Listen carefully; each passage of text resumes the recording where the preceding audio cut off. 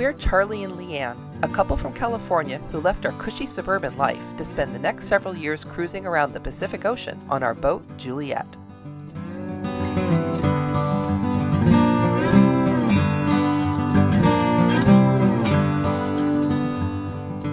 And our little dog, too.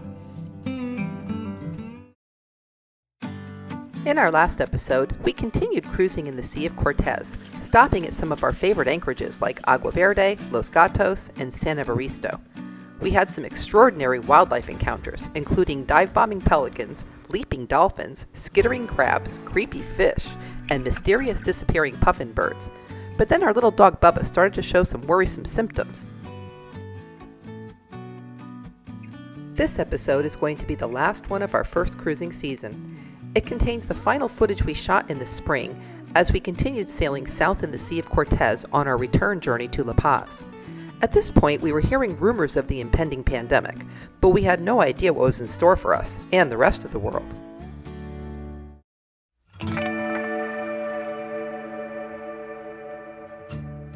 We just left San Evaristo, which is behind me, and we're headed to a little island called Isla San Francisco, which is 9 miles away. And we're going to wait out a bit of a north wind event there for tonight, maybe tomorrow. It's got a beautiful crescent beach, should be good for snorkeling, hiking, the whole works. I'm looking forward to getting out of San Evaristo.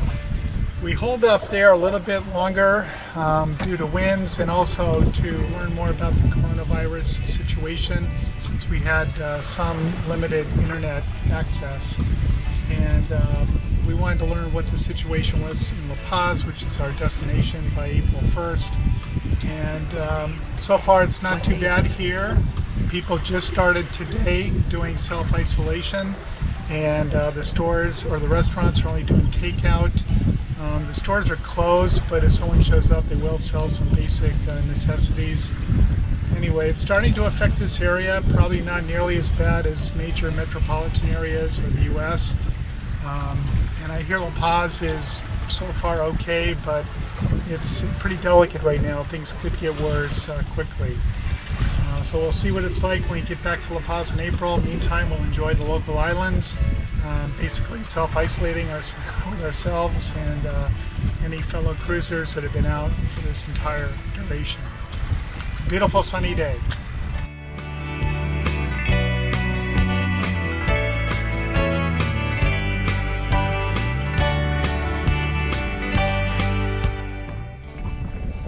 We've got just the jib up. We've got, I don't know, how many knots of wind do we have there, Charlie? 14.7. Wow, we have nearly 15 knots of wind, but it's a very deep reach. On a very deep reach, so we're figuring we'll just go with the Genoa for now. The main would just block the wind. So, and how fast are we going there, Charlie? Charlie? 4.3 knots. 4.3 knots is not bad. So, and we don't have very far to go. You know, we're just, what, 9 nautical miles over to Isla San Francisco. So we might as well take advantage of the beautiful sunny day, some nice wind coming from the right direction. We love downwind sailing. And then we're going to get to Isla San Francisco. There's nothing there. There's no tienda. There's no palapa. There's just a beautiful beach. As Charlie mentioned, a beautiful crescent beach. But there's supposed to be some gorgeous hikes. And so we'll get out there and stretch our legs. And if it stays warm, we'll go snorkeling and see, you know, just continue to enjoy ourselves. We stocked up yesterday, was the last day that the tienda was open. So we were able to get in there and buy a ton of food. We're good. We'll be enjoying ourselves for the next 8 days, and then we'll see what life is going to be like once we get back to La Paz.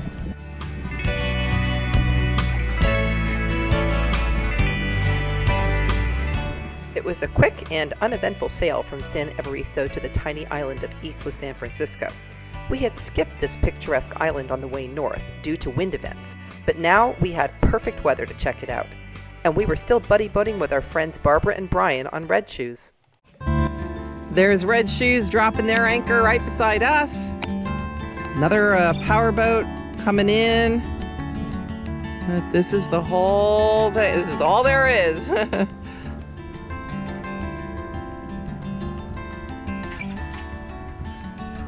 Well, the winds are going to be coming from that direction. And so we're tucked up right under the cliff here, so that should offer us some protection. But it definitely is a picturesque little sandy little crescent of beach.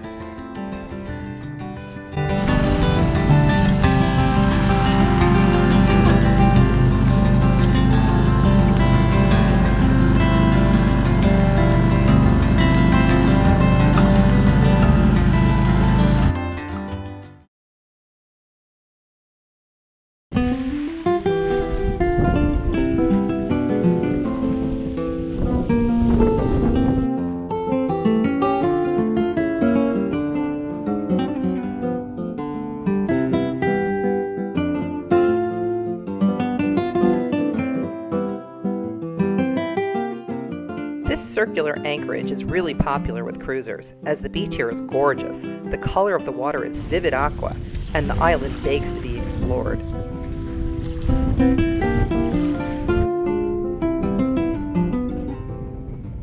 So we decided to go exploring.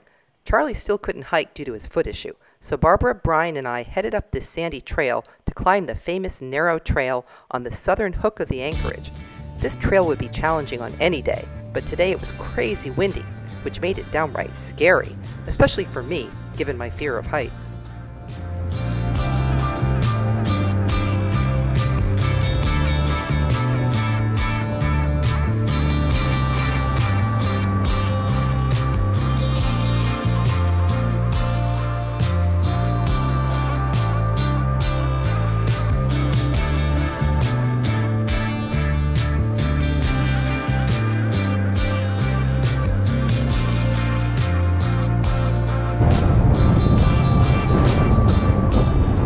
I feel like I just hit the peak of Mount Everest. I just climbed the Hillary step.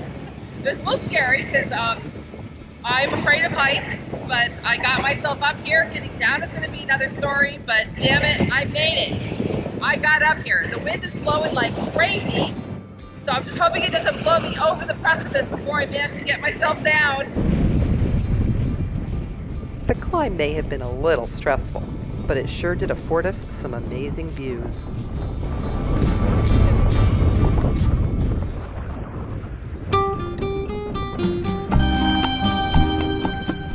The trip down was a lot less intimidating, but the fact that it was on the nice edge of a cliff over the ocean made it a pretty spectacular walk. We were headed to the other side of the island, but first we'd have to pick our way along this edge, with the wind still howling.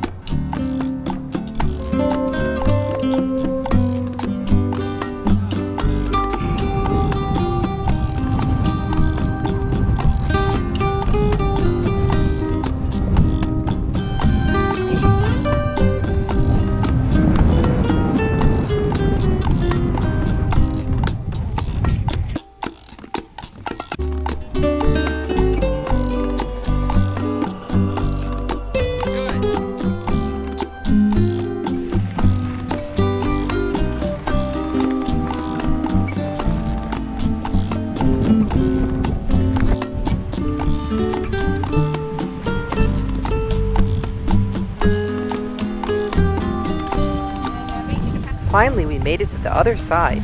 The beach here was quite rocky and much wilder. Fortunately, the journey back was quick and on solid ground.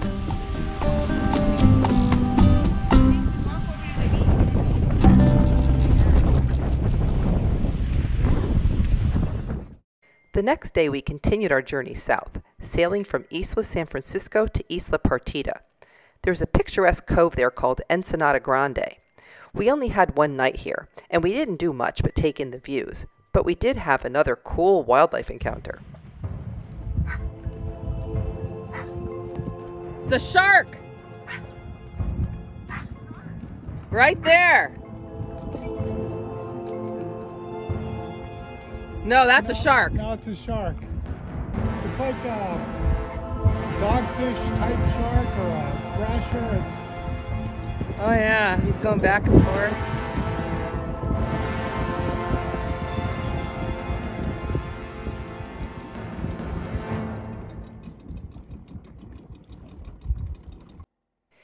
And it was a perfect day to bake some of my famous beer bread. One of the easiest ways to make bread I've ever heard of.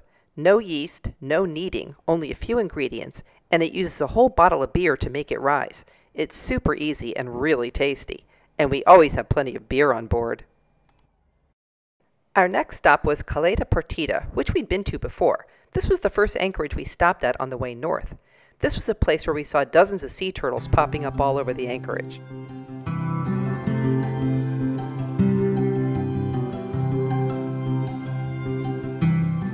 sea turtle right over there, and his head popped up. Things sure seemed calm, and they were, until the next morning. It was just after daybreak, and we were sound asleep when we were suddenly woken up by a man's voice way too close for comfort. He was shouting at us to wake up, and he sounded like he was right outside our porthole. And he was. It was Jim from the boat Ripple, whom we had met on the Baja Haha. I gotta get this up, dude. This is crazy.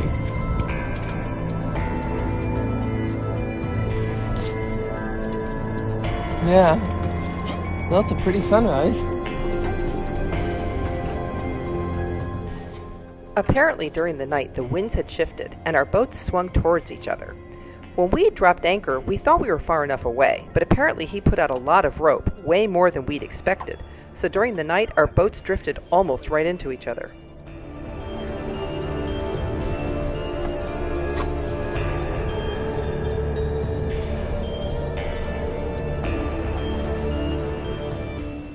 We managed to avoid colliding, but we continued to drift towards each other.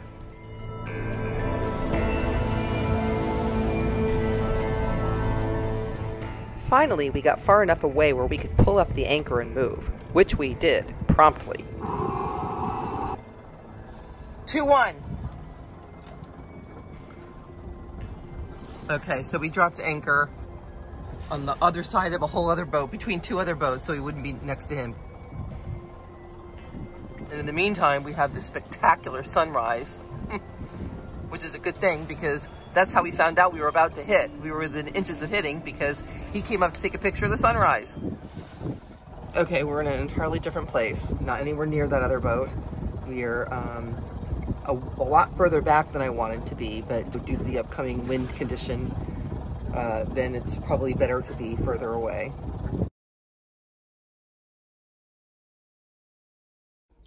So the thing is, he was there first, so I feel that we need to respect his situation, and that's why we moved. He only has 50 feet of chain and the rest is rope, so he feels that he needs to have way more scope. He's in about 20 feet of water. He had 190 feet out. He was there first, so we moved. Anyway, I think we're in a good spot now. We're a little bit further away from the others, which is actually a good thing. We're in a good holding pattern, and I think if it blows really hard like it's projected to, we should be fine. We'll be kind of back by ourselves, and hopefully nothing will bump into us. That night we did have a big wind event. Here you can see the wind speed in the lower right corner blowing above 30, and it gusted higher than that. But we were snug and secure at anchor, and that night we were treated to yet another stellar Sea of Cortez sunset.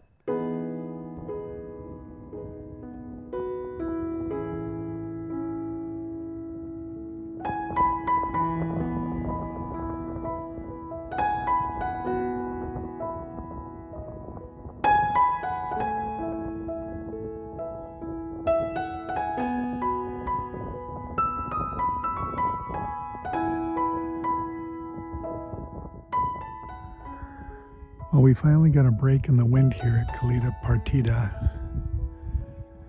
And as you can see, it's a nice calm morning.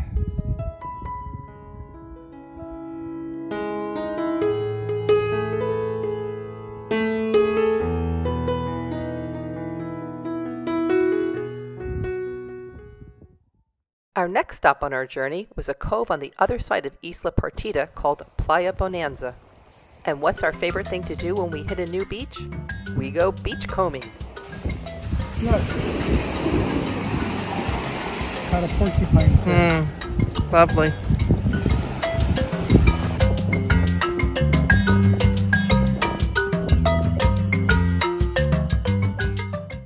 This island had a distinctly Wild Western feel to it, with its brown scrubby interior and huge saguaro cactus. Since there was no hill climbing, Charlie and Bubba joined us for this hike.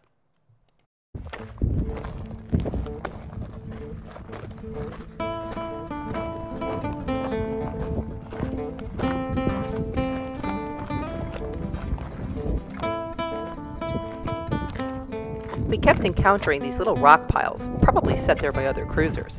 The island was deserted, so they were a reminder that others had been here before us.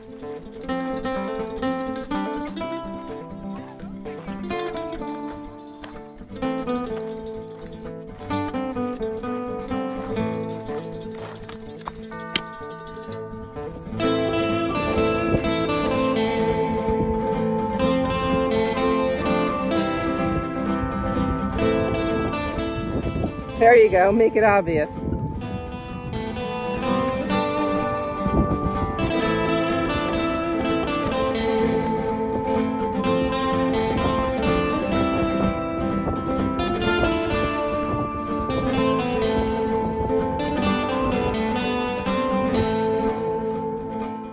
Our final stop was a tiny anchorage right before you get to La Paz. There's nothing to see there. We simply needed an overnight stop before we headed back to the city.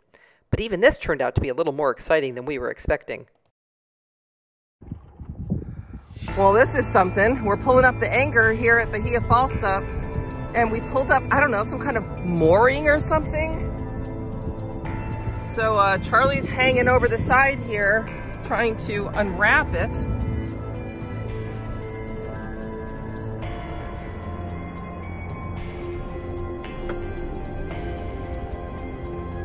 This is not good. Can you pull it up a little bit closer? You want me to just step on it? Pull it up just a little bit closer?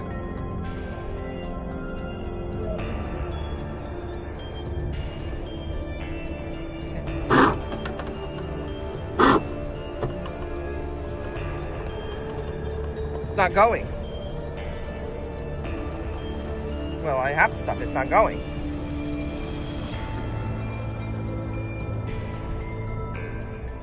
It took us nearly an hour to get untangled from that ancient mooring, and it was so heavy it almost took out our windlass, but we finally managed to cut it away, and off we sailed back to civilization.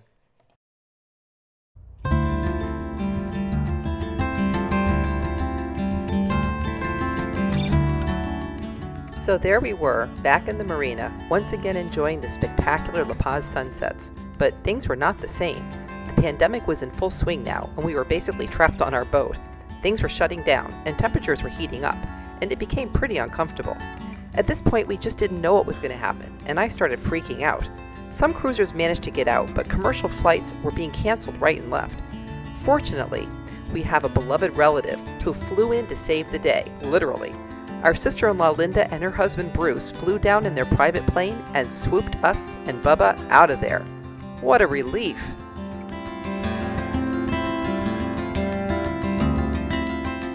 Oh, and speaking of Bubba, I know you've been waiting all this time to hear about what happened to him after his troubling cough showed up.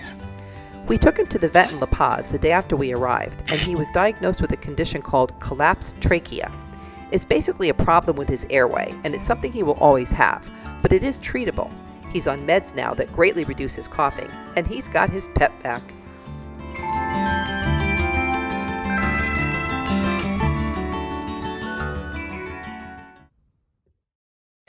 So for the past 5 months, we've been isolating in Irvine, California, at our cousin Leslie's beautiful home.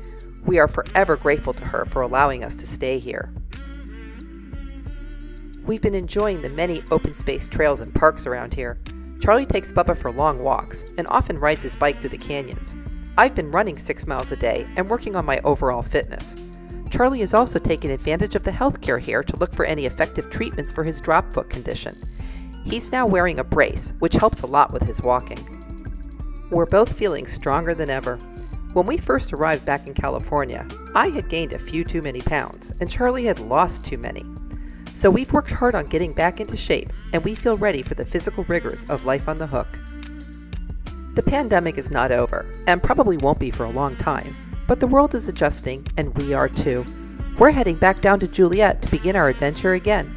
It will likely be a different experience than we'd planned for, but we're ready to adjust as needed.